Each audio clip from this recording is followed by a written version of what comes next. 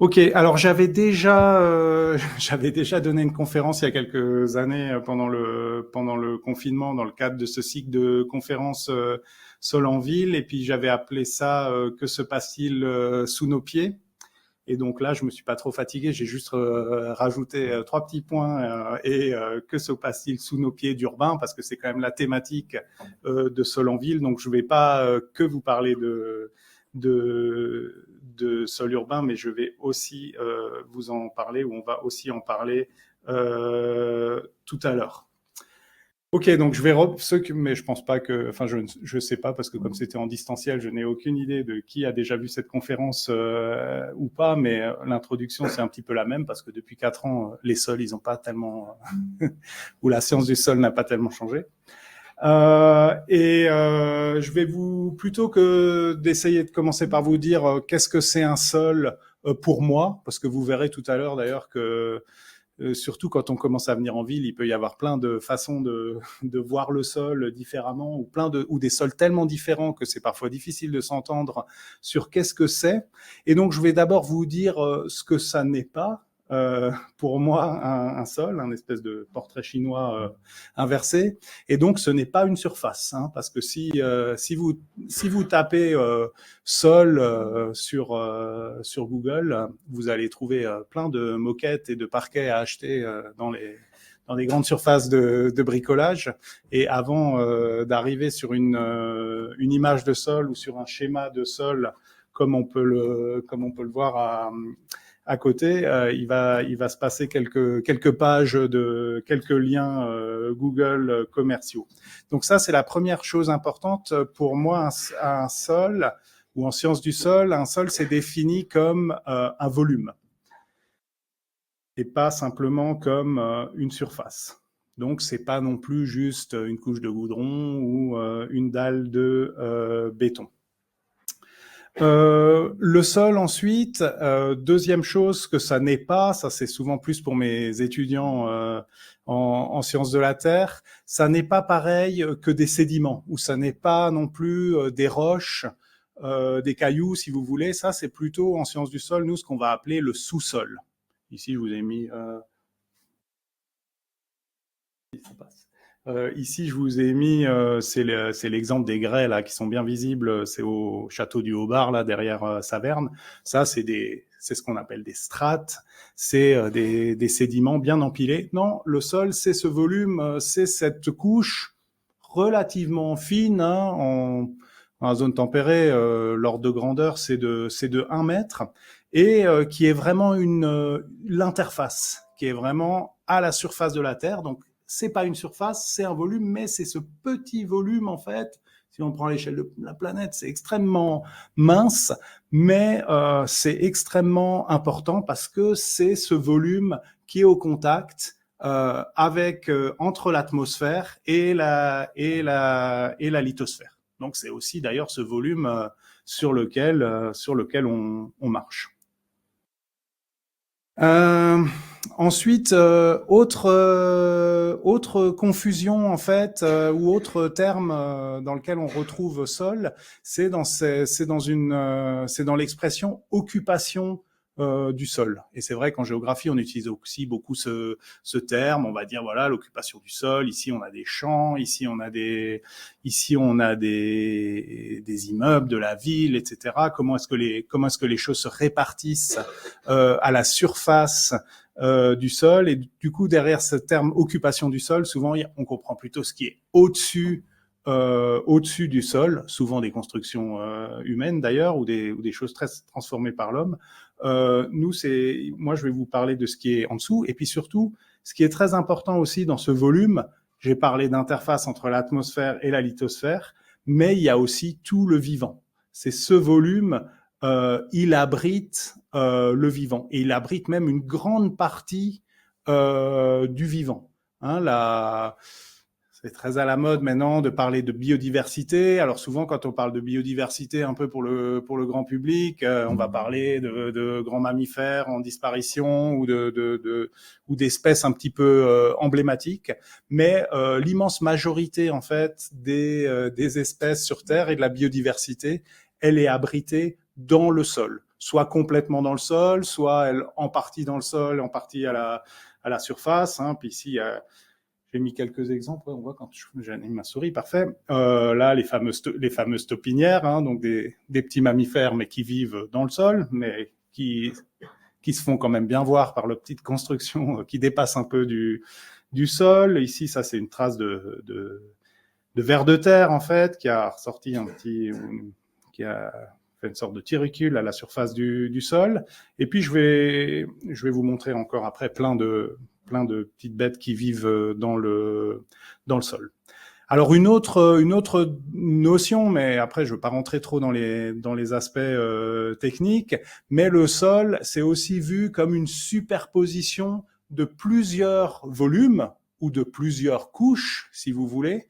Et ces couches, en sciences de la Terre, on les appelle des horizons. C'est un peu contre-intuitif parce que l'horizon, dans le langage courant, c'est ce qu'on peut voir quand on est sur la plage ou quand on est dans un paysage dégagé. On peut observer l'horizon, mais bizarrement, il y avait d'ailleurs un scientifique célèbre qui avait dit les pédologues, c'est des personnages curieux qui creusent des trous pour voir l'horizon. Et donc, effectivement, ces différentes couches, on appelle ça des horizons. C'est justement aussi pour se distinguer un petit peu des strates qu'on voit plutôt en géologie. Et puis aussi, c'est souvent parce que en science, on aime bien avoir ses propres termes, donc couche ou c'est pas très joli, c'est un terme très générique. Donc, on appelle ça des horizons. Et ce qui est important aussi, c'est justement que c'est ce qui fait la particularité de ces horizons, c'est que c'est pas des choses qui se sont empilées les unes après les autres, c'est des choses qui se sont réorganisées. En fait, souvent, les horizons inférieurs se sont enrichis avec des éléments de l'horizon supérieur. Les horizons supérieurs ont des propriétés qui sont liées justement aux animaux, à la faune qu'ils habitent, aux êtres vivants qui l'habitent. On voit aussi ici des racines, la répartition des racines, c'est aussi quelque chose qui va définir en fait ces différentes couches.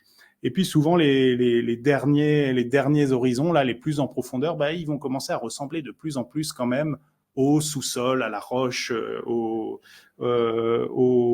cailloux progressivement. Donc on a toujours cette notion d'interface où on a le vivant, puis l'atmosphère au-dessus, et puis les cailloux et la lithosphère.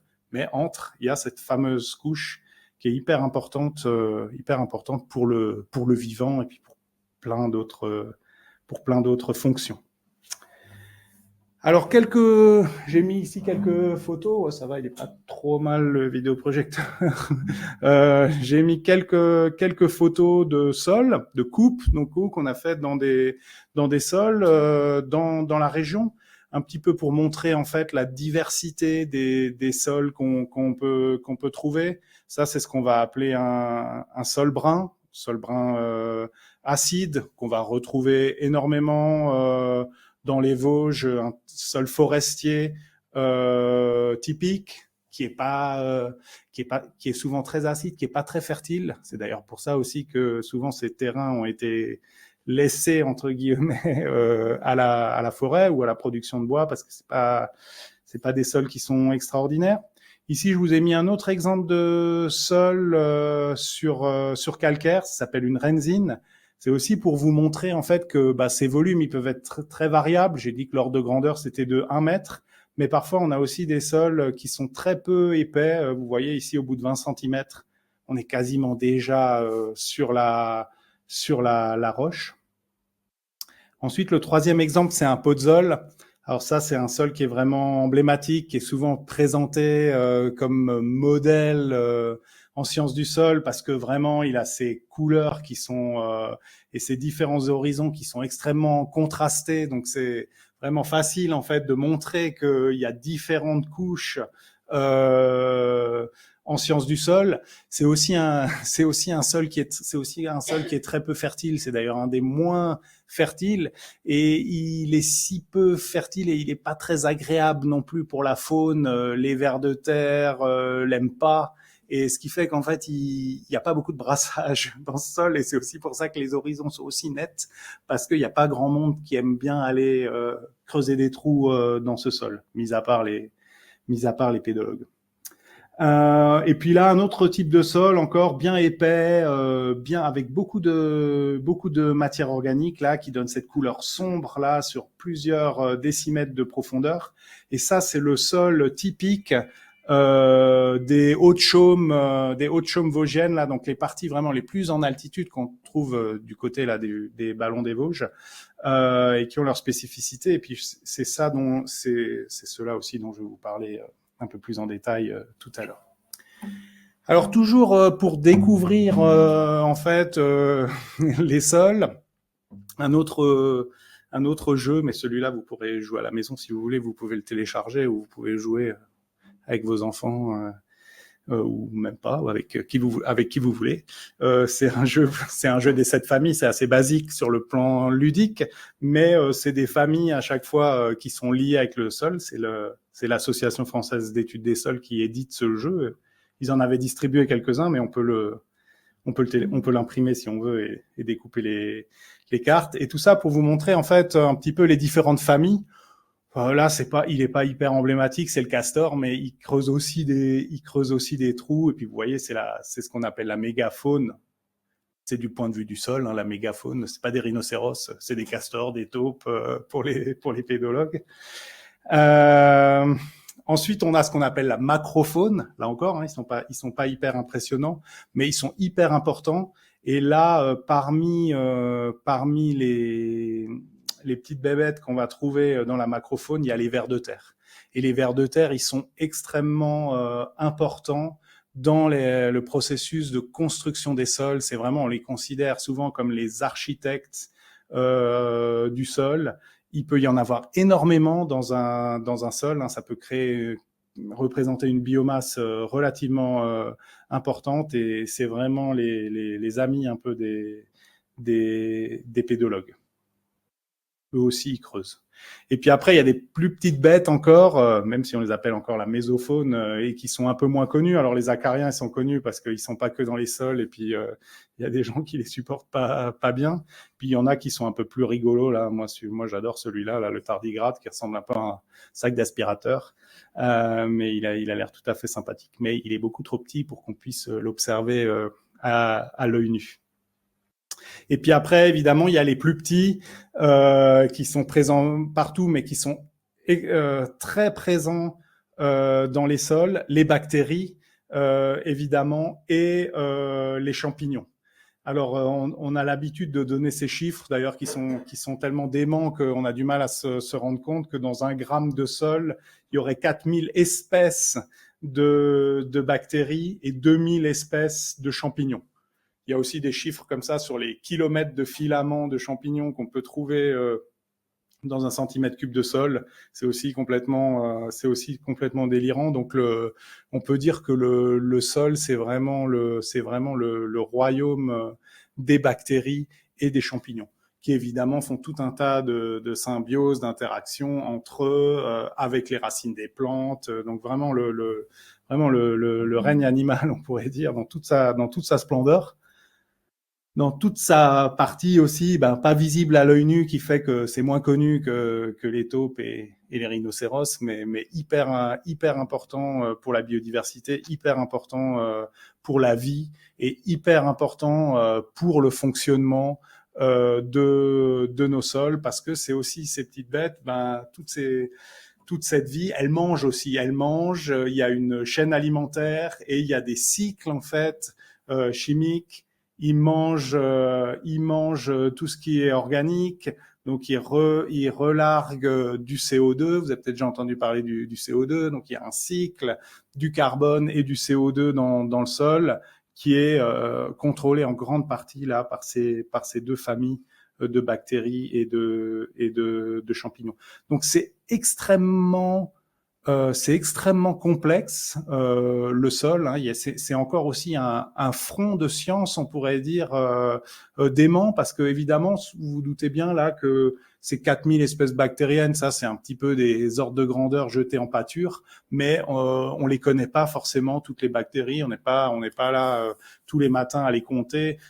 Idem pour les champignons, c'est extrêmement complexe, et du coup quand on ramène un petit échantillon de sol au laboratoire d'une centaine de grammes, on va mesurer souvent des paramètres assez simples, mais derrière, comme par exemple la quantité de carbone, mais derrière, il se passe des processus extrêmement complexes et qui sont encore finalement assez peu connus.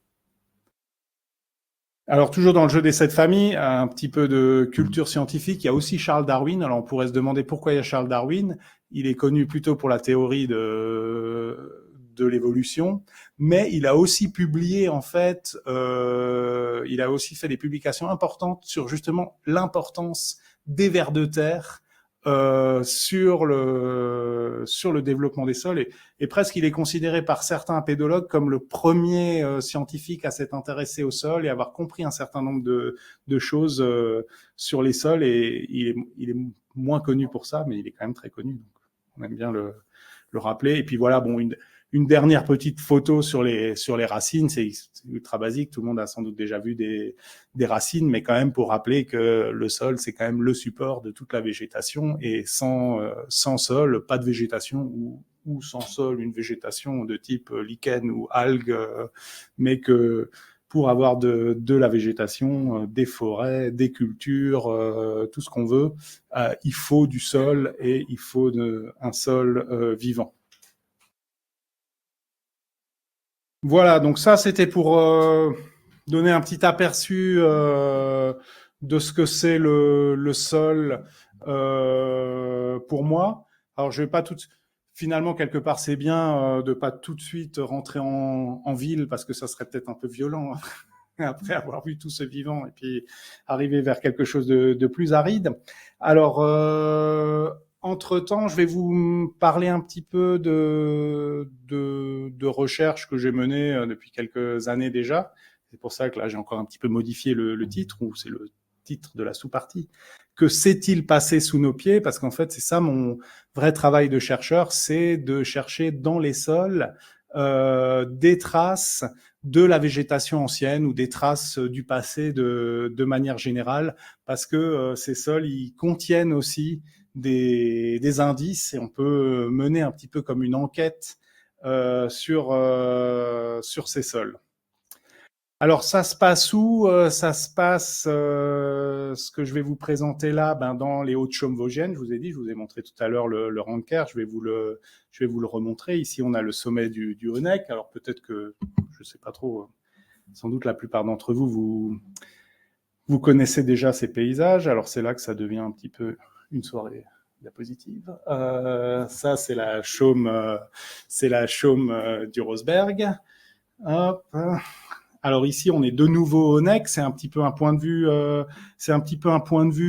différent. Et puis, ce qu'on peut regarder ici, là, ce qu'on peut voir là, c'est il commence à y avoir de plus en plus d'arbres. Je crois que c'est ce que je voulais montrer aussi tout à l'heure sur le Rosberg. Ces chaumes, on les qualifie parfois de sommitales. On se rend compte que parfois au sommet, il y a aussi de la forêt.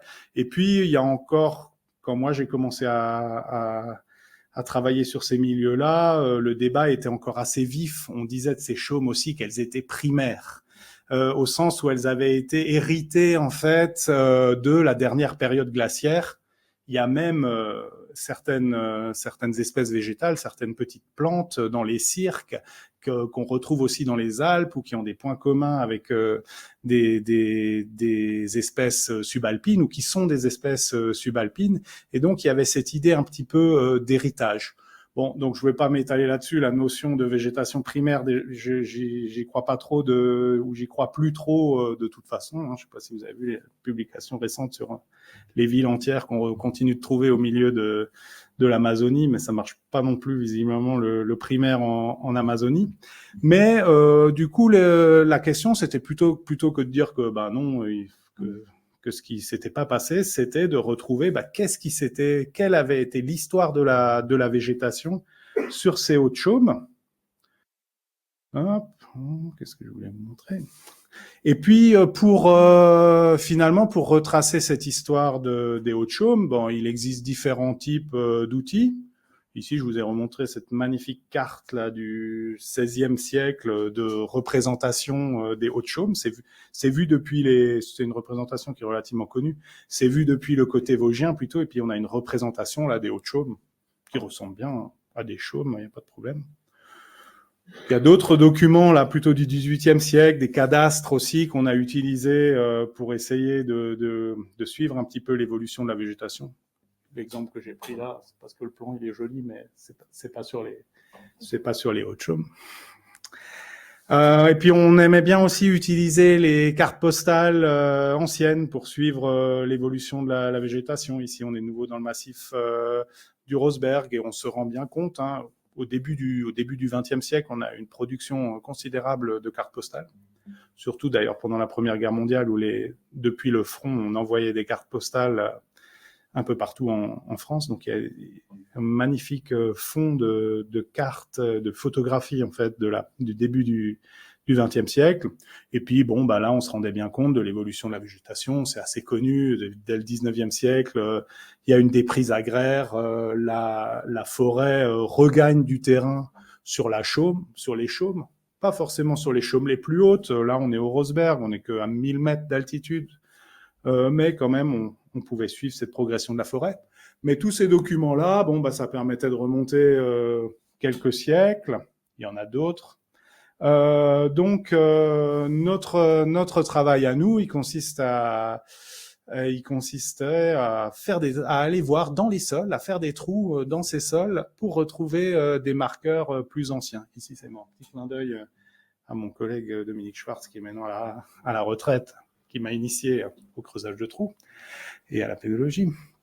Ça, c'est sur le sommet du Falimont. Donc là, on est vraiment très haut. Là, c'est sur un site qu'on a étudié plus récemment. Ça, c'est le sommet du Batrikopf. Donc, on est toujours là aussi sur les Hauts-de-Chaume. Et puis, le premier outil qu'on utilise quand on fait des trous dans c'est pas le premier qu'on a utilisé dans les années 2000, c'était le travail de Stéphanie Goep, qui a réalisé une thèse, en fait. Et ces sols, elle les tamisait. C'est un travail vraiment de bénédictin ou de fourmi. Elle tamisait des gros échantillons de sol et elle récupérait des petits charbons de bois, mais pas des charbons de bois comme dans votre barbecue, des charbons de bois d'une taille de l'ordre de 1 millimètre, que certains appellent aussi des macro-charbons de bois, mais c'est un petit peu vicieux. Et puis, ces charbons de bois, on peut, en les observant avec des microscopes relativement puissants, on peut retrouver en fait la structure du bois. Ils gardent en fait en héritage, même quand ils ont brûlé, l'anatomie du bois. Et donc, on est capable de reconnaître les essences qui ont généré ces charbons de bois. Et puis ensuite, une fois qu'ils avaient été identifiés, ces charbons de bois, ils peuvent être aussi datés grâce à une méthode de datation qui en géosciences est devenue vraiment la méthode de datation la plus célèbre, la plus robuste et la plus utilisée, qui est le carbone 14 ou la datation radiocarbone, qui, à partir du moment où on brûle du carbone, en fait, permet d'obtenir une datation. Et donc, elle a quand même daté toute une série de charbons de bois. Ici, on les voit là sur l'échelle du temps. Toutes les petites barres noires, c'est des charbons de bois. Et puis ceux qui sont au-dessus, là, c'est tous ceux qui ont été récoltés dans le massif du Honeck. Puis tous ceux qui sont en dessous, c'est ceux qui ont été récoltés dans le massif du Rosberg. Et donc, oui, il y en avait plein des charbons de bois. Et ces charbons de bois, ils voyagent pas. C'est aussi pour ça qu'on aime bien ces archives et qu'on aime bien aller voir dans les sols, parce que ça s'est pas déplacé comme des sédiments, ça vole pas avec le vent comme les pollens. Donc on avait vraiment affaire à un signal local et on se rendait compte qu'il y en avait plein là 2000 ans avant Jésus-Christ, fin de l'âge du bronze, plein de charbons de bois, encore à l'âge du fer, plusieurs charbons de bois et puis même encore plus récemment des charbons de bois, y compris sur les plus hauts sommets des Vosges. Et des charbons de bois j'ai pas l'identification ici, mais de hêtres, de sapins, d'espèces ligneuses, pas des charbons, parce qu'on peut aussi maintenant, les meilleurs, ils arrivent aussi à identifier des charbons de bois de myrtille, de lande, donc évidemment, il y a parfois aussi des choses à brûler dans les prairies, mais ici, il y avait quand même déjà plein d'indices pour dire que ces chaumes, elles avaient été couvertes par de la forêt après la dernière ère glaciaire. La dernière ère glaciaire, là on est déjà bien fini. Non seulement il y avait de la forêt, mais en plus la répartition et l'organisation dans le temps de ces charbons de bois permettait de dire que très certainement il y avait eu des phases de défrichement, qu'ils n'avaient pas brûlé de façon naturelle. Il y a aussi des études qui ont été faites pour montrer que pour brûler de la forêt dans les Vosges, c'est pas évident parce que les conditions sont pas réunies, même si les actualités récentes, mais là on est un peu sorti des modèles là ces dernières années. Donc les incendies naturels, c'est pas quelque chose de fréquent en tout cas dans les Vosges. Alors ensuite un autre, ça va, je suis bon au niveau du temps là. Ensuite, alors un autre outil un petit peu plus technique, ça c'est celui que j'ai développé moi pendant ma thèse. Ça s'appelle le proche infrarouge en fait. On prélève des échantillons de sol et puis on mesure en fait leur signature, on appelle ça dans le proche infrarouge. Et puis ça donne un petit peu comme une empreinte digitale. Et donc, on a prélevé énormément d'échantillons sur des sols récents, sur des horizons de sol de surface, dont on connaissait bien la végétation. Donc, plein d'échantillons de sol sous prairie, plein d'échantillons de sol sous forêt. Et puis, on a déterminé, en fait, qu'est-ce qui était l'empreinte digitale d'un sol sous prairie et qu'est-ce qui était l'empreinte digitale d'un sol sous forêt. Et puis ensuite, on est allé tester ça sur les criminels ou sur les sols qu'on connaissait moins. Et donc, on est allé analyser cette signature jusqu'au plus profond des sols, jusqu'à l'endroit où on avait encore de la matière organique, parce que ça repose un petit peu sur la matière organique. Et puis là aussi, on voyait des changements de signature, des changements d'empreinte digitale dans ces sols. Et ça nous a permis aussi là de reconnaître que dans les sols qui étaient sur ces sommets des Vosges, on avait des traces de forêt, on avait encore de la matière organique de forêt qui était conservée. Sachant que j'aurais peut-être dû commencer par vous dire ça, mais dans ces sols, on peut avoir de la matière organique qui a plusieurs milliers d'années, voire 3 l'ordre de grandeur là dans ces sols vosgiens qui conservent beaucoup de matière organique, qui aidé un peu par le froid accumulent pas mal de matière organique. On allait jusqu'à 3-4 000 ans d'âge de la matière organique. Je vous passe les détails sur les modèles d'âge. Et donc un petit peu la synthèse de tout ça. C'était que les chaumes qui avaient été reconnus un petit peu comme primaires, elles étaient effectivement différentes des chaumes qui étaient un petit peu à plus basse altitude, dans ce sens qu'elles n'avaient pas connu de forêt depuis plus longtemps. Et que la recolonisation par la forêt après un défrichement ou après une période froide était quand même plus longue. Et ce qui expliquait que ces sols, ces environnements avaient quand même conservé des caractéristiques un petit peu plus spécifiques. Alors que dans les massifs un peu plus bas, c'était le cas ici du Rosberg, bon, c'est pas marqué là-dessus, mais c'est cet exemple-là, on avait des alternances plus fréquentes, on défrichait la forêt, mais une fois qu'on l'avait défrichée, si on abandonnait de nouveau la prairie, elle avait tendance à se recoloniser de façon plus rapide.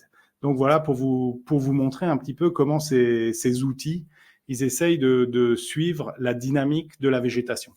c'est devenu un sujet, et c'est d'ailleurs un petit peu pour ça aussi, on nous pousse un peu à y retourner, c'est devenu un sujet qui est encore un peu plus d'actualité, parce qu'aujourd'hui, avec le réchauffement climatique qui est relativement spectaculaire et rapide, cette recolonisation de la végétation, on la voit aussi en direct, on la voit aussi s'accélérer, donc c'est aussi bien important de comprendre comment est-ce que ça s'est passé il y a quelques milliers d'années ou il y a quelques centaines d'années, et puis comment est-ce que ça se passe aujourd'hui. Quand on compare ça aussi avec les autres massifs ou avec ne serait-ce qu'avec la limite de la forêt dont on n'est pas bien sûr si elle est naturelle non plus, mais dans les Alpes on a de la forêt qui monte jusqu'à 1800 mètres dans les Alpes du Nord pour la partie la plus proche on va dire des Vosges. Donc c'était de toute façon pas très cohérent qu'à 1300 mètres il n'y ait pas de forêt dans les Vosges. Hein.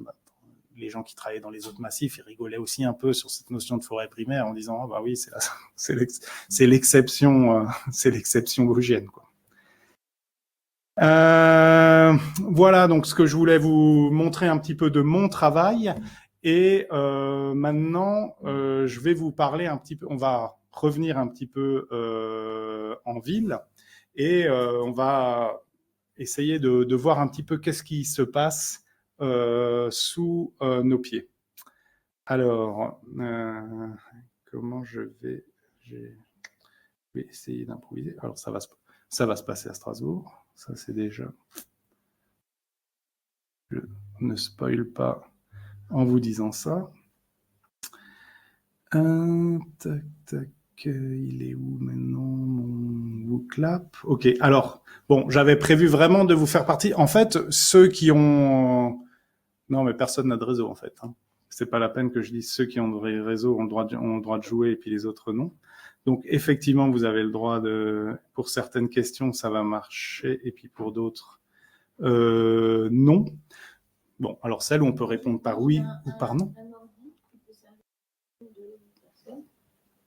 Mais il faut que je rentre quoi? Parce que je sais pas le faire avec le... Ouais, il faut juste que tu ailles sur WooClap. Ouais, je suis sur WooClap. Et le code de la session, ça s'appelle Sol-en-Ville. Donc, rejoignez un événement, c'est ça? Ouais, tu dois avoir une fenêtre. Attends, je crois que tu peux mettre que des majuscules. Attendez.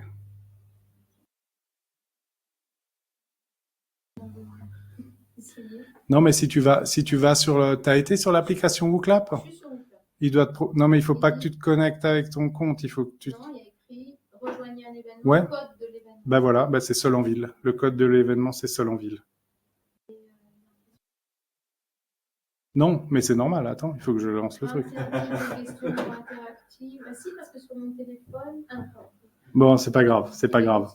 Vous allez voter vous pouvez voter à main levée. On va pas faire.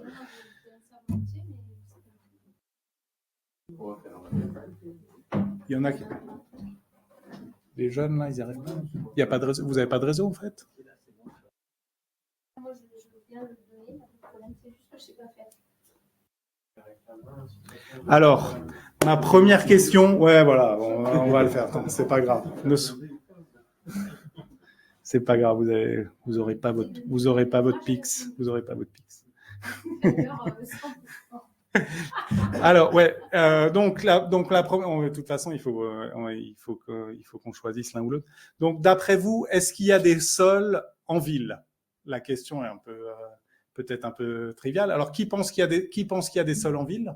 Alors là, vous êtes obligé de lever la main. Si déjà Donc, tout le monde pense qu'il y a des sols en ville. Non, le monsieur, au fond, il pense qu'il n'y a pas de sol en ville. Tout le monde... Ok, alors, c'est bien, c'est pas... Tant mieux, on va les regarder. Ah, ça, on s'en fiche. Ah, punaise. Ah, voilà, ça marche. Alors maintenant, est-ce qu'il y a partout des sols en ville? Donc, qui pense qu'il y a partout des sols en ville? Ah, c'est plus partagé là. Vous êtes moins sûr. C'est vrai, j'ai hésité à mettre la réponse oui peut-être aussi, mais je vois que c'est plus partagé. Alors, ce que je vous Alors maintenant, on va aller regarder, je vais vous interroger, ou on va s'interroger plutôt ensemble sur différents cas de figure qu'on peut trouver en ville. Donc mon premier cas de figure, il est hyper caricatural. Attendez, je vous le mets comme ça. C'est que trouve-t-on sous la cathédrale de Strasbourg? Alors il y en a qui veulent essayer de répondre sans avoir mes propositions. D'après vous, qu'est-ce qu'on trouve sous la cathédrale de Strasbourg?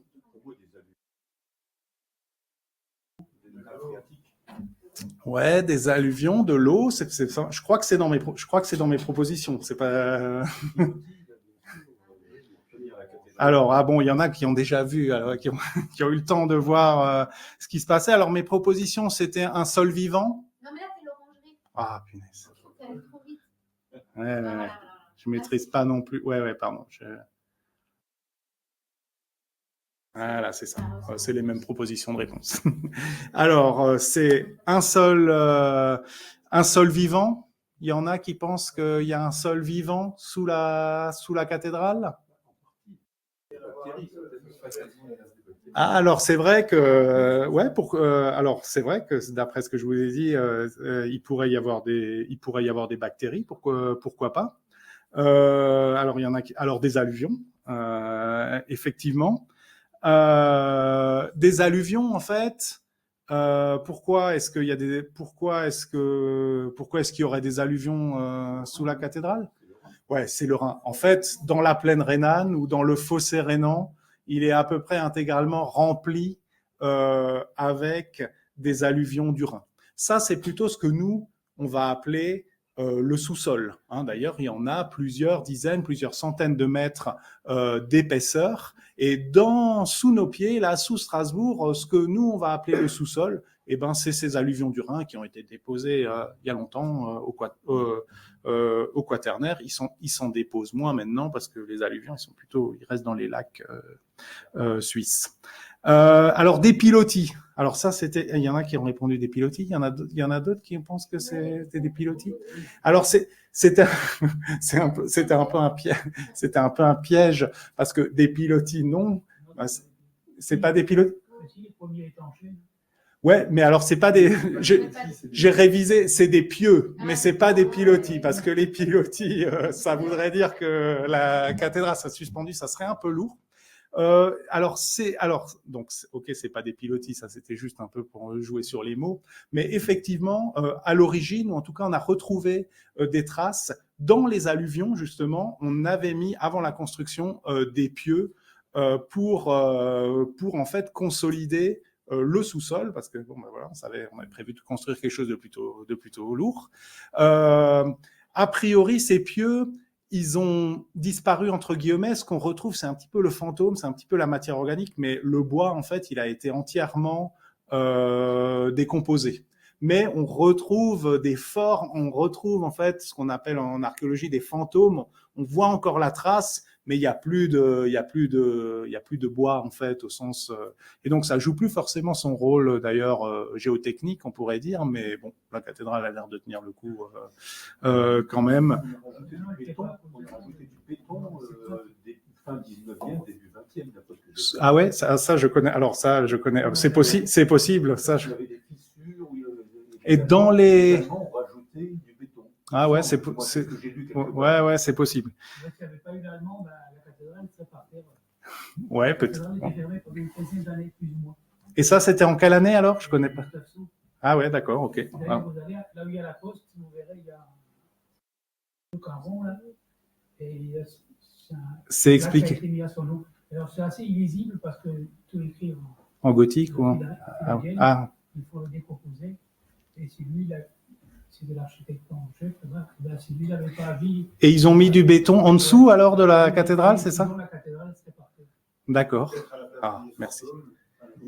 Sous la flèche, il y a un pilier. Là, ah ouais, il y avait un endroit plus sensible qu'un autre. Non, mais clairement, bon, les alluvions sont pas un extrême, c'est pas le meilleur matériau sur le plan géotechnique. Hein. D'ailleurs, on sait toujours pas. Enfin, les sismologues nous disent. Parce que quand ils ont canalisé le Rhin, la phréatique a changé de niveau et c'est pour ça que les piliers Ça fait dire. Ouais. Oui, parce qu'évidemment, le principe du bois, enfin, et des pieux et des pilotis, c'est qu'il se conserve tant qu'il n'y a pas d'oxygène et tant qu'il est mouillé. Et si on le met, si on l'aère trop, ça marche pas.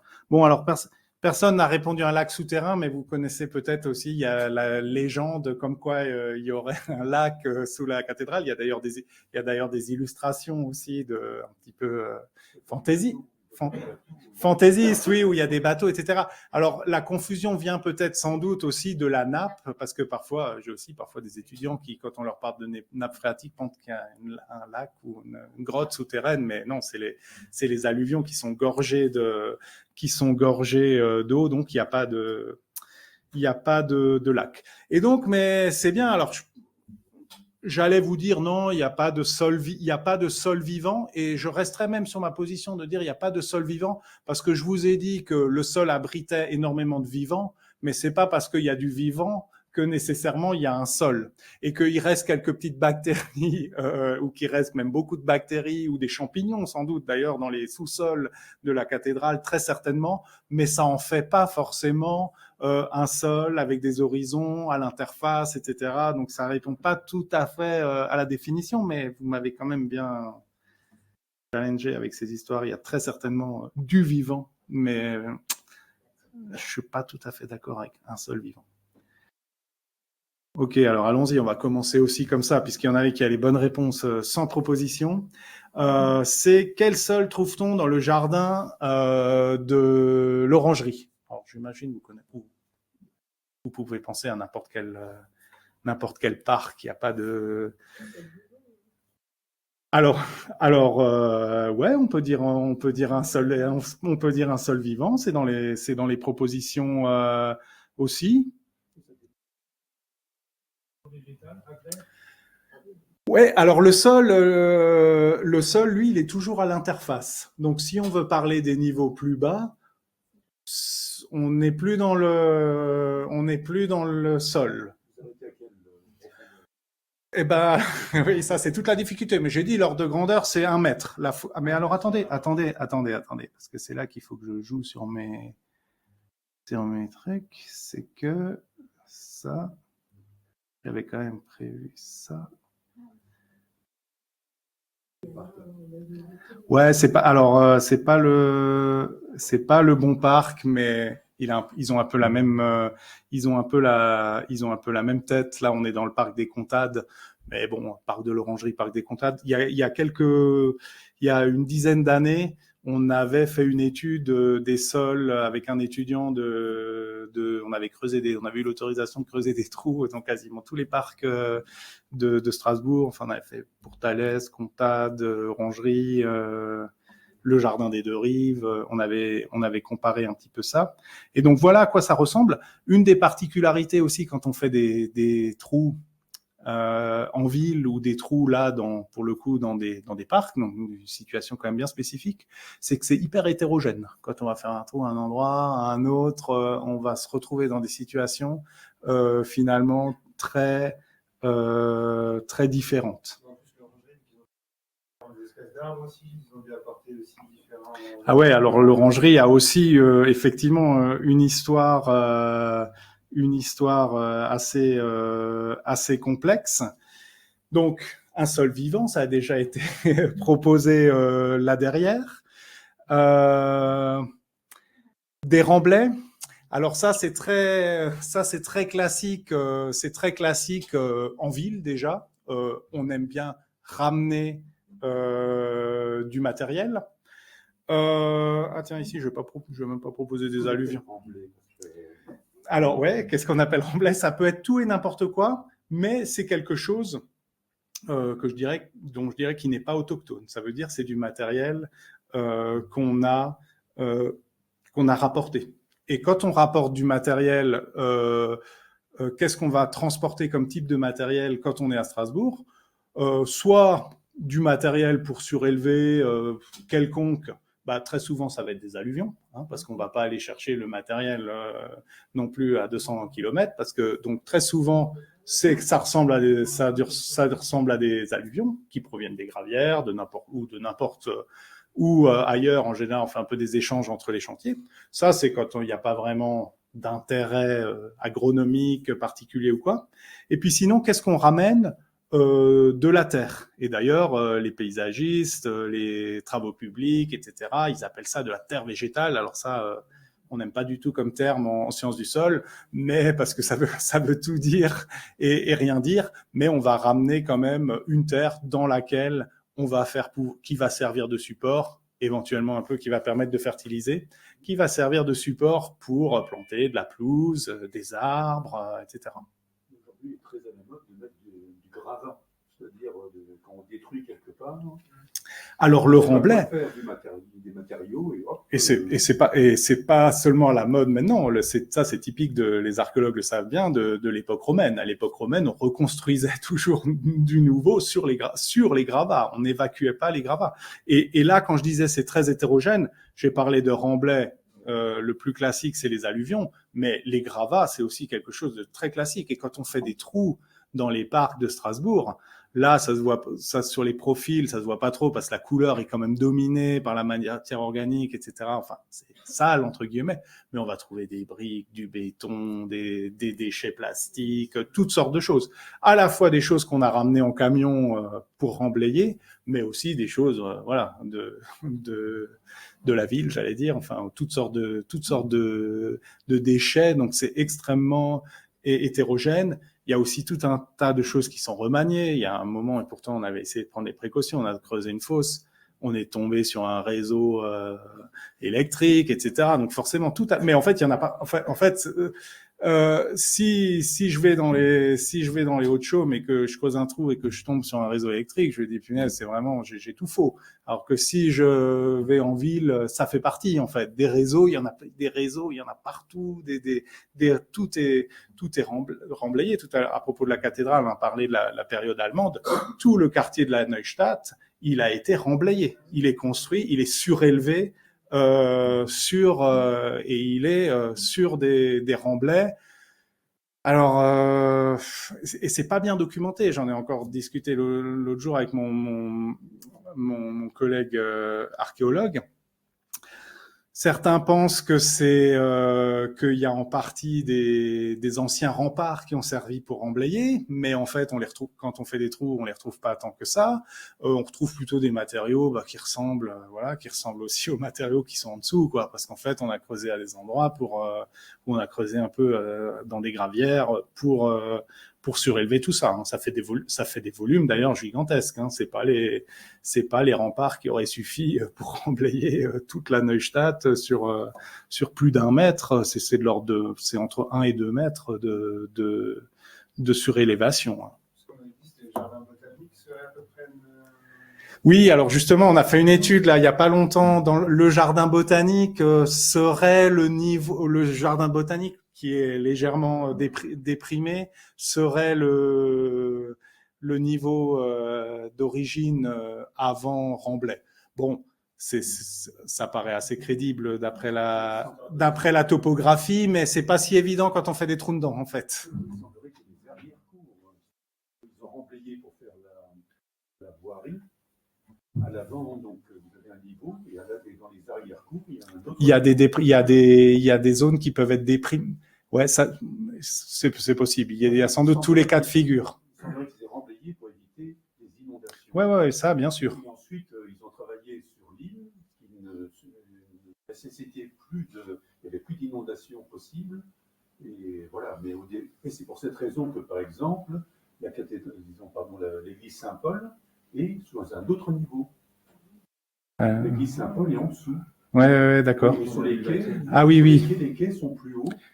Les quais sont plus hauts parce que simplement, il y avait l'église Saint-Paul à l'arrière, il y avait des artisans qui faisaient des bateaux, des trucs comme ça. C'était vaguement industriel, entre guillemets. Et il n'y avait pas besoin de remblayer. Ils ont remblayé la partie urbaine. Oui, la partie qu'ils ont, enfin la Neustadt, quoi, la partie qui s'est étendue après. Et parce que après, évidemment, là aussi, on a fait des trous là récemment.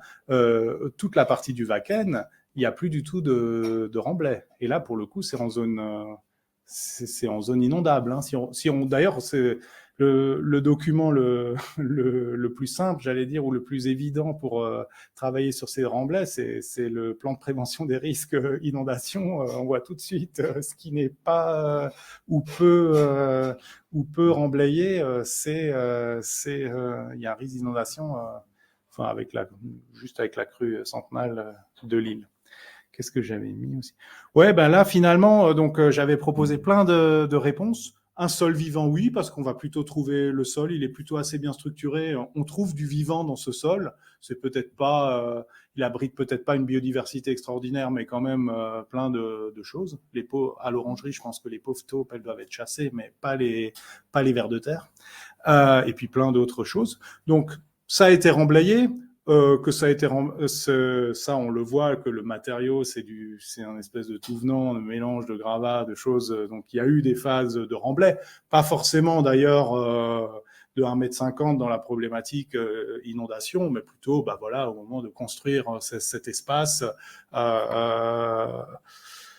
À l'époque de la construction du parc, à l'époque, on pensait pas forcément préservation des sols, utilisation de l'existant, et il y a eu plein de choses qui ont été ramenées. De la terre végétale, il y en a, ouais, parce que en surface, et même aussi souvent qu'on a ramené quand on va faire une nouvelle plate-bande ou refaire une plate-bande, on va ramener de la terre, hein. Ça c'est un peu des réflexes de paysagistes, même si parfois le matériau existant est déjà plutôt satisfaisant, mais bon, il faut aussi vendre des trucs, quoi. Et puis un sol de jardin. Alors j'avais mis cette proposition. Non, ça veut rien dire non plus pour moi un sol de jardin. Je vois Florian qui dit non, mais c'est quoi?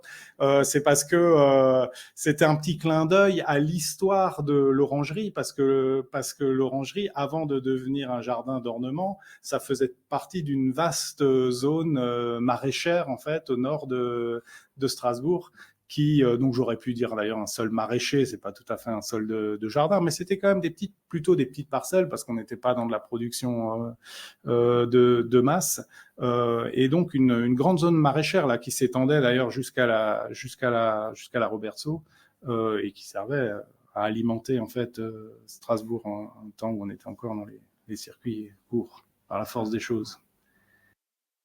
Alors... Après le chat l'orangerie, c'est pas la même époque. Hein. Il y a 100 ans d'écart. Hein. Ah oui. Ah non, mais j'ai pas... L'orangerie a connu un mouvement souvent important, c'est quand il y a eu l'expédition universelle. Il y a eu énormément beaucoup de travaux, d'apports, de matériel, etc. Et il faut aussi prendre en considération l'excavation qu'ils ont dû faire pour le lac. Et donc là, il y a eu sûrement pas mal de terre qui est à disposition aussi. Qu'est-ce qui a été amené, tout ça, bon, c'est pas rien, mais bon, c'est une autre époque. Ah oui, non, mais je faisais pas, enfin... Sans parler qu'il y a le tram, alors il y avait le tram qui passait à l'orangerie, bon, pas dans l'orangerie actuellement, entre l'orangerie de l'Europe. Sur l'allée, ouais, de la Robertsau. Ça amenait beaucoup de mouvements. Donc, si vous voulez faire l'histoire, je crois que c'est ça. Ah oui. Mes questions n'avaient pas vocation à être chronologiques. D'ailleurs, on a parlé des remblais de la Neustadt, c'était même pas prévu, mais on peut parler de tout ce qu'on veut. Alors, sous l'avenue des Vosges, qu'est-ce qu'on va bien pouvoir trouver? Alors, des remblais, un sol vivant. Vous allez me dire qu'il y a peut-être des bactéries aussi au pied des arbres, ouais.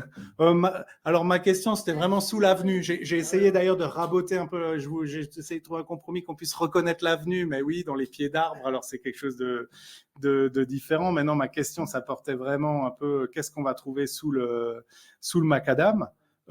Les sédiments, les alluvions, on va toujours en trouver, mais il faut descendre assez profondément. Un sol vivant, toujours pas. Et puis alors, je vous ai mis une petite... Racines des arbres qui crachent. Alors attendez, vous allez... je crois que les racines des arbres, les pauvres, ils sont pas assez fous pour aller... Ils ont leur... c'est pour ça d'ailleurs que pour les arbres en ville, on est obligé de creuser avant de planter les arbres, là, on fait des fosses... assez colossal, mais parce qu'on sait bien que sorties de cette fosse, les racines, elles ont un petit peu du mal.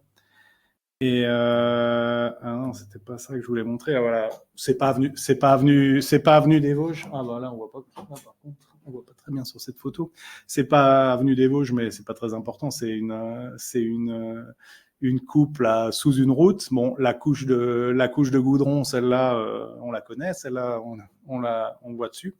Sous la couche de goudron, il y a toujours une couche de remblai avec des propriétés quand même spécifiques parce que le goudron, ça tient pas tout. Il faut qu'en dessous, ça supporte évidemment du passage. Alors, est-ce qu'il y a du béton? Pas forcément. Alors, parfois, il y a d'anciennes couches de béton, évidemment. Parfois, on retrouve plusieurs couches de goudron. Maintenant, on commence à utiliser des techniques un peu plus modernes. On broie le goudron pour le réutiliser plus loin, mais bon, ça, c'est relativement récent et c'est pas systématique. Et puis là, encore en dessous, mais ça aussi c'est typique. Hein, là, on a encore ouvert un trou il y a pas longtemps à Königshofen aussi sous une route. Encore énormément de remblais, de tout venant, de choses diverses et variées.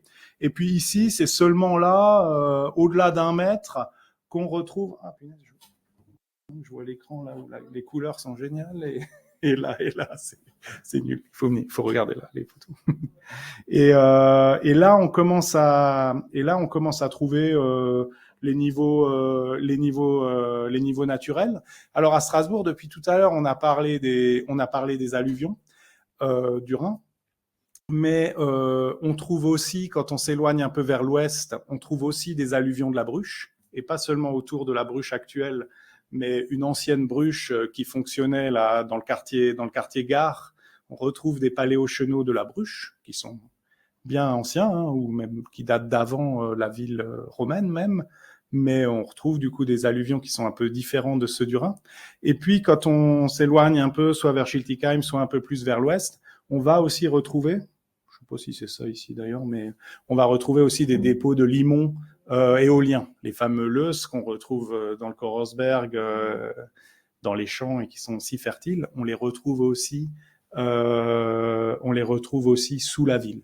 Mais ces matériaux-là, ces matériaux alluviaux, qu'ils soient éoliens, alluviaux, etc., qui sont des matériaux naturels, en place même, ils sont trop loin de la surface, ils sont trop compactés, enfin ils sont recouverts de cette énorme couche un peu inerte pour avoir un caractère vivant. Hein, c'est pour ça que là aussi j'aurais tendance à dire l'hypothèse du sol vivant, ça ne marche pas. Mais ça n'empêche qu'il y a des spécialistes aussi des sols urbains qui vont décrire très précisément cette succession de couches. Et alors là aussi, la particularité, c'est l'hétérogénéité. Parfois même sous la même route, on va creuser à tel endroit, ouais, il y a eu tel réseau qui a été installé, puis on va creuser 100 mètres plus loin. Ah ben non, bah là, ils avaient refait la route une fois de plus, ou ils avaient fait tel autre réseau. Donc c'est extrêmement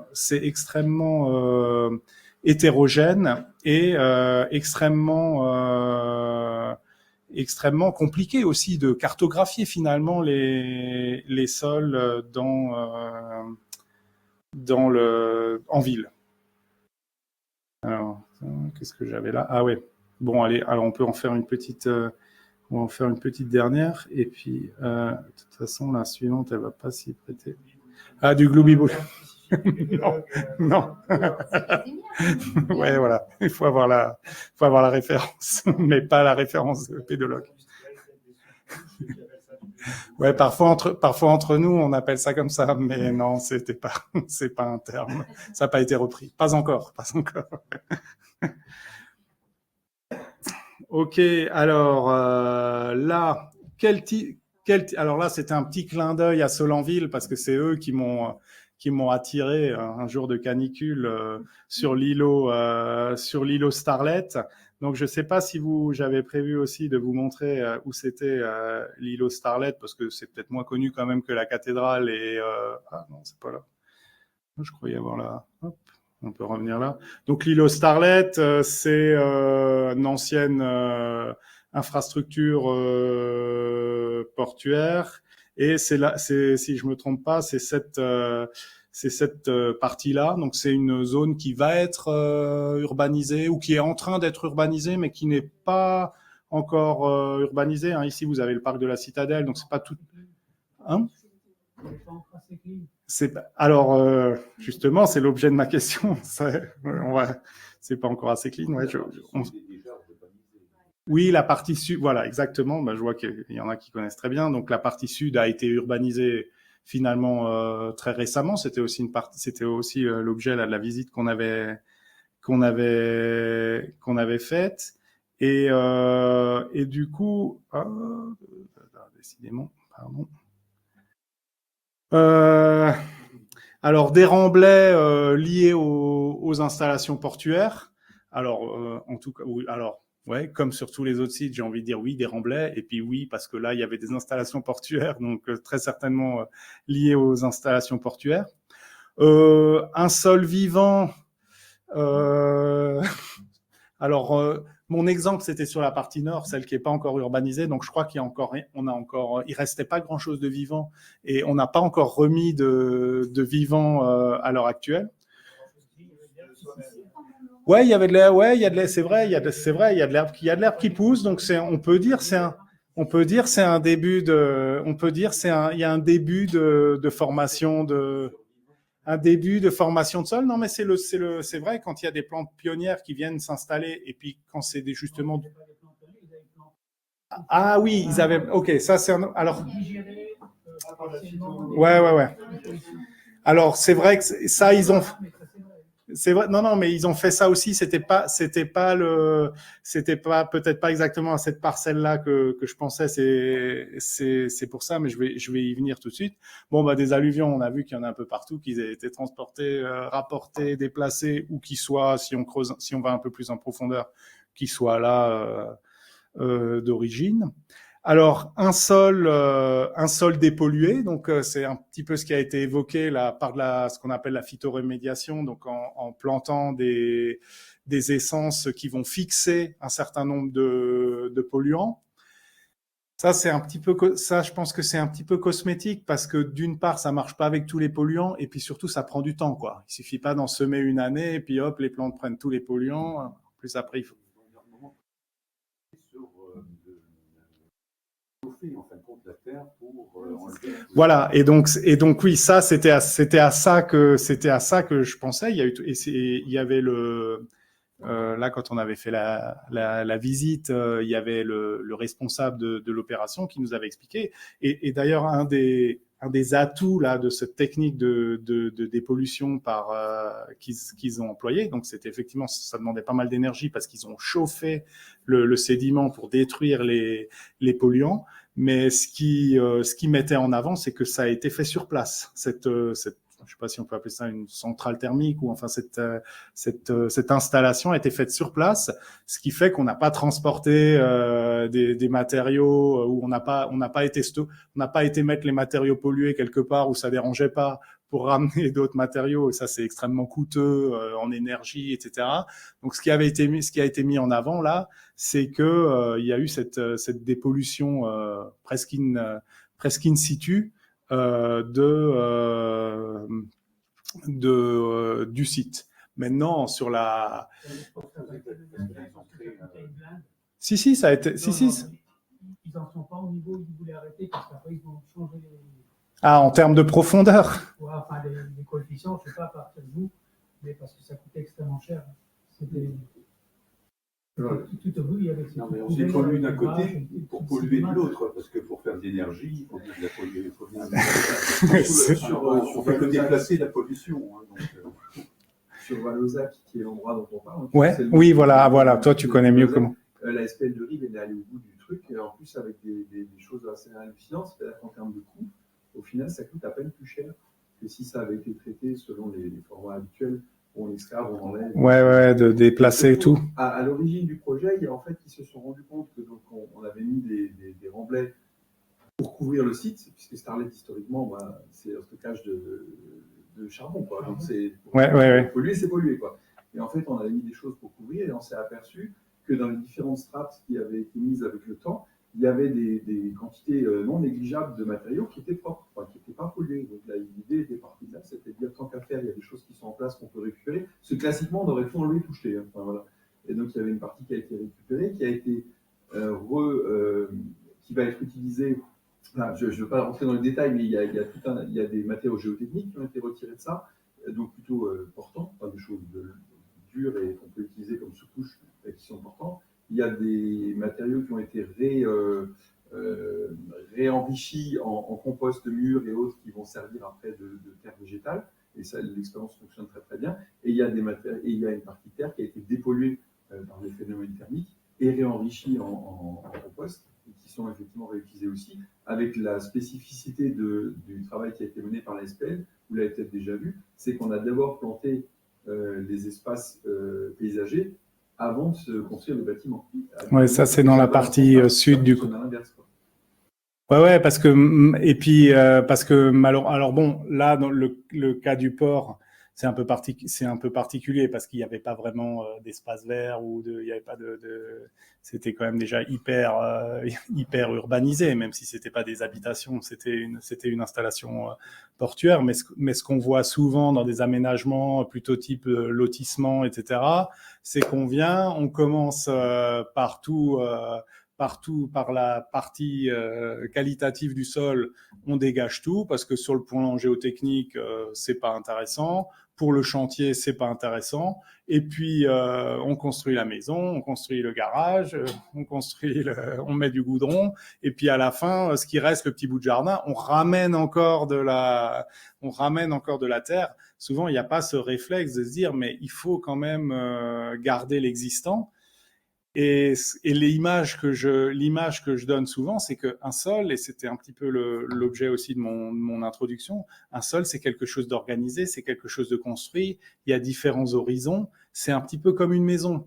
Et si vous prenez une maison, vous la mettez dans un camion et que vous allez la renverser 200 mètres plus loin, bah c'est plus la même maison. Vous allez être moins content de votre maison. Bah avec le sol, c'est un petit peu pareil, quoi. On peut pas juste le mettre dans un camion, le verser un peu plus loin, l'étaler et dire bah voilà, votre sol, il est toujours là. Ça, c'est un raisonnement de travaux publics, c'est un raisonnement parfois de travaux de type paysagiste, enfin y compris des gens qui font du coup des aménagements plutôt d'espaces verts. Mais en fait, notre point de vue du sol, c'est que c'est quelque chose de construit et qu'il y a plein de propriétés qui sont héritées d'ailleurs sur le temps long, une structure du sol, une architecture du sol, une vie dans le sol, hein, parce que quand on met dans le camion, qu'on le baigne plus loin, la structure vivante aussi, tout cet écosystème en fait, il est aussi évidemment, il est aussi détruit, enfin pas entièrement quoi, tout n'est pas forcément mort, mais c'est une organisation qui est complexe et on peut pas juste et voilà, ça marche pas juste de dire oh ben là il nous dérange un peu ou on préfère avoir ce sol là plutôt que là, donc déplaçons-le. C'est pas tout à fait et c'est pour ça que de ce point de vue-là et du coup de mon point de vue, quelqu'un qui travaille plus dans des environnements moins anthropisés, il y a quasiment pas de sol en ville, quoi, parce qu'on l'a vu, de temps en temps il y a de la vie, on reconstruit des choses, il y a des petites bribes dans les parcs, dans les jardins, mais sous le macadam, même sous la cathédrale, avec tout le respect qu'on peut avoir pour la cathédrale, il n'y a pas vraiment de sol au sens de cette interface vivante que je vous ai décrit au début. Ça ne veut pas dire qu'il ne faut pas s'y intéresser, il ne faut pas essayer de comprendre ce qui se passe, de faire en sorte quand même que déjà, c'est pas pour autant qu'il faut le polluer, parce que ça reste quand même et à Strasbourg, on le sait bien, quand même, les sols, ils contiennent de l'eau. Et de ce point de vue-là, la fonction, même quand il n'y a plus trop de vivants, cette fonction, elle reste quand même présente. Et donc tout ça, ça nécessite d'être toute cette diversité, toute cette mosaïque de choses qu'on va trouver en ville. En fait, ça nécessite en fait d'être pris en compte quand même pour aménager la ville, pour aller plus loin, quoi. Pas que avec des bulldozers et des camions, quoi. Voilà, j'avais encore une ou deux petites questions, mais je crois que en plus on doit bientôt libérer la salle. Alors je vais. Oui, et bien sûr, vous avez aussi le droit de poser des questions. C'est parce que c'est pour l'enregistrement en fait. Ah, pardon. Par rapport à l'eau que les sols contiennent, on parle beaucoup de la rétractation des argiles dans le centre de Strasbourg. Et est-ce que vous pourriez nous en parler un tout petit peu? Ouais, alors je ne veux pas trop dire non plus de bêtises parce que c'est en fait une question plutôt géotechnique. Je suis pas non plus vraiment spécialiste de géotechnique, mais dans le centre de Strasbourg, on parle de la rétractation des argiles. Bah oui, il y a même une maison qui s'est à moitié écroulée. Ouais, alors bon, ça, ouais, alors ok, mais bon, là encore, c'est parce que on n'a pas toujours le même langage, parce que à ma connaissance, dans le sous-sol à Strasbourg, il n'y a pas d'argile, mais il se peut qu'il y en ait, qu'il y en ait localement, ou je le disais tout à l'heure, les alluvions, ils peuvent être aussi de nature variable et ils sont pas toujours excellents sur le plan géotechnique, mais je pense pas vraiment que je dis pas que ponctuellement ça peut pas être un sujet, mais je pense pas que ce soit vraiment un sujet à Strasbourg. Par contre, les sous-sols où il y a beaucoup d'argile, parfois c'est un vrai problème géotechnique, agronomique, ça peut poser des problèmes, mais il n'y a pas vraiment en tout cas, ici, il y en a, c'est pas un problème, c'est pas une question étendue dans le sous-sol de Strasbourg. Ouais. Quels sont vos rapports avec l'archéologie préventive et travaillez-vous avec et quels résultats en tirez-vous là donc? Ouais, il se trouve que j'ai même travaillé pour l'INRAP, donc l'Institut national de recherche d'archéologie préventive. Avec ma collègue qui travaille toujours à l'INRAP, on avait fait tout le suivi de la LGV est-européenne là pour la partie alsacienne. Et je continue en fait. Et dans notre équipe de recherche, il y a des archéologues qui sont rattachés. Et donc, je continue de travailler avec des archéologues, aussi d'ailleurs les archéologues de l'université. Je monte là parce qu'il y en a qui ont leur bureau là dans les étages. Et oui, donc je vais régulièrement sur des chantiers. Mon expérience d'ailleurs des sols urbains, c'est souvent à travers les chantiers archéologiques. Je disais que j'avais été à Königshofen, on avait fait des trous à Königshofen la semaine dernière. Bon là, c'est pas vraiment chantier archéologique, mais il y a des archéologues qui suivent le chantier de réseau de chaleur urbaine. Et donc oui, et typiquement, par contre, dans mes travaux aussi hors ville, je travaille avec les archéologues parce que souvent on échange des informations, et puis eux ont, je dirais, un accès à la datation. Pour nous, c'est toujours un grand sujet. C'est pas tout de dire oui, là, il y avait de la forêt, il y avait de la prairie, machin. C'est souvent difficile de dire quand. Et avec l'archéologie, on a souvent accès à ces informations chronologiques qui sont plus difficiles à obtenir en géosciences, souvent avec des techniques qui coûtent très cher, etc. Donc, quand on a l'opportunité d'avoir une information archéologique qu'on peut croiser avec nos informations sur les sols ou les sédiments, c'est vraiment un atout pour notre travail. Et après, les archéologues, ils nous sollicitent aussi pour expertiser les matériaux naturels. Vos résultats avec cette archéologie au niveau des sols sous Strasbourg. Une autre question, on dit que les sols augmentent, c'est-à-dire que la période romaine se trouve à 3 ou 4, 5 mètres en dessous du niveau actuel. Là, donc. Ouais, alors mais ça c'est une vision je dirais très anthropique, parce que justement les sols, alors dans certains cas ou en montagne, enfin dans certaines positions spécifiques oui, mais les sols dans leur fonctionnement, ce ne sont pas des couches, les couches que je vous ai montrées, les horizons là, ce ne sont pas des couches qui se superposent, c'est des couches qui se réorganisent. Donc les sols en eux-mêmes ne montent pas. Par contre, en ville et à Strasbourg, oui, les sols, ils sont montés parce que, ben oui, à l'Antiquité, les routes, on a parlé des maisons tout à l'heure, mais les routes, quand on réparait les routes, on rajoutait des couches, donc on montait. Quand on reconstruisait, il y a eu plusieurs phases d'occupation à l'Antiquité, on montait. Pareil, au Moyen-Âge, on a continué à rajouter en fait des couches, mais c'est pas un processus naturel, c'est un processus purement anthropique. Par contre, ça, oui, j'ai le souvenir là d'un chantier, ça remonte maintenant à quelques années, euh, rue des Juifs ou rue des Halbards, je me souviens plus exactement. Ouais, donc vraiment dans le cœur antique de Strasbourg, où il y avait du coup des vestiges antiques et où la couche d'occupation humaine faisait, je ne vais pas dire un chiffre exact, mais 2 ou 3 mètres, quoi. Hein.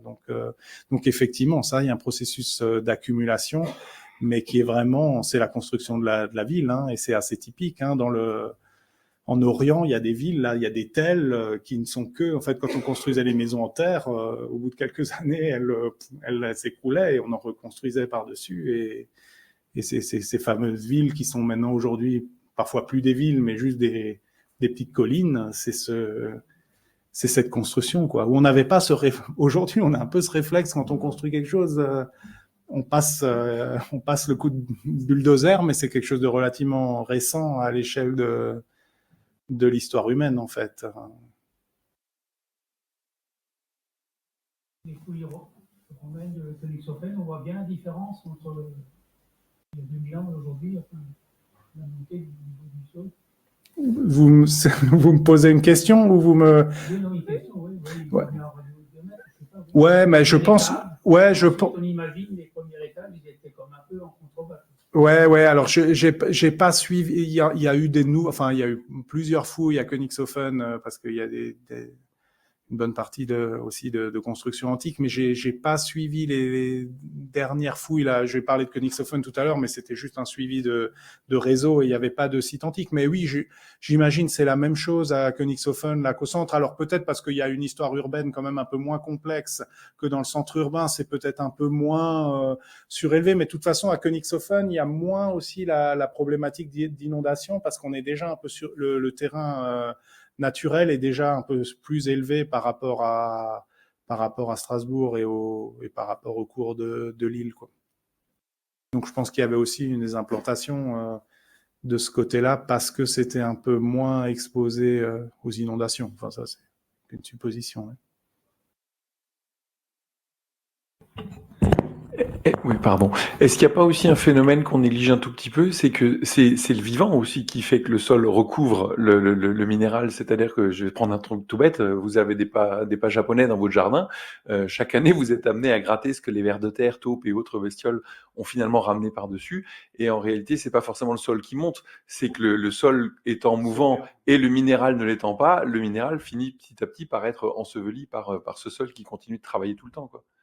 Alors, il y a plusieurs processus qui sont parfois contradictoires. Alors, effectivement, si vous avez des pavés ou même, on le voit, on voit la terre fine qui a tendance à remonter par-dessus. Parfois, on peut même observer le travail des fourmis qui remontent du matériel. Mais effectivement, tout ça, il remonte du matériel qui est en dessous, donc tout finit par se tasser. Enfin, voilà, s'il n'y a pas d'apport de matériel, de toute façon, hein, il n'y a pas...